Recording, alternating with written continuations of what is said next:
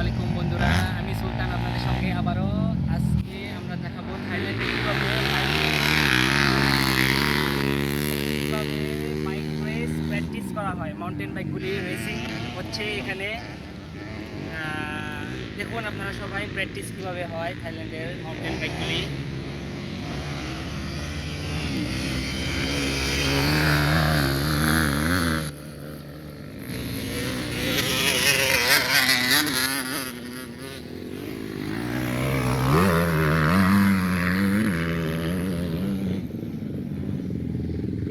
প্র্যাকটিসটা কি প্রতিদিনই হয় এখানে? না, কতদিন পর? সময় হয়, আচ্ছা, কিছু কিছু সময় কিছু হয়। কিছু সময়।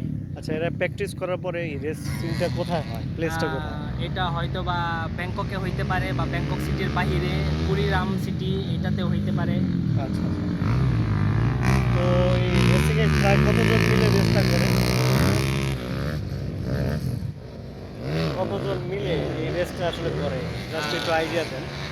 নর্মালি হয়তো বা 15 থেকে 20টার মতন আর কি। 20 আর গিফট হিসাবে কি পায় তারা?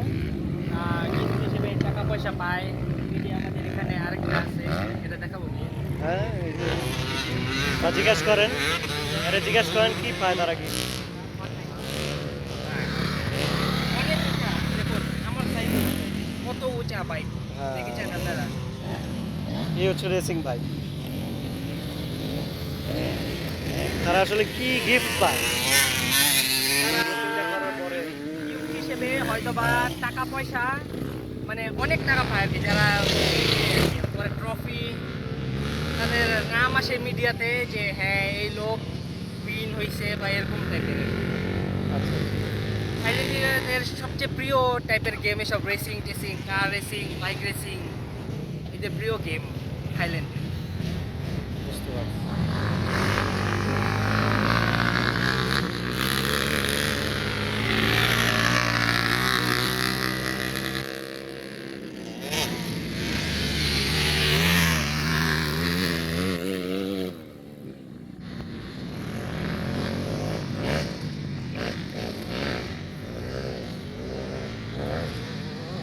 তো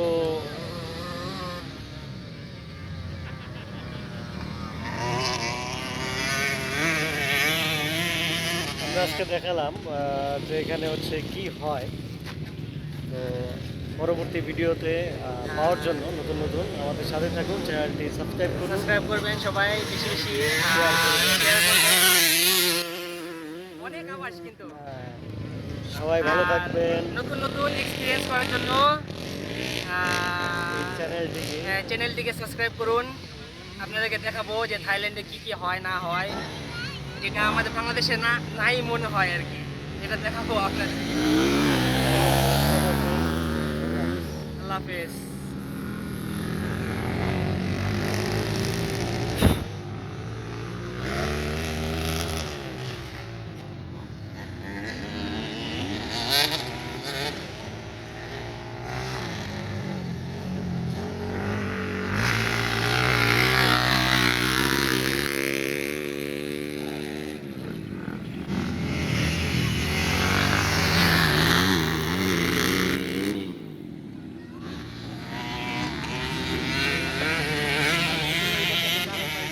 ভিডিও করবেন এটার সাথে।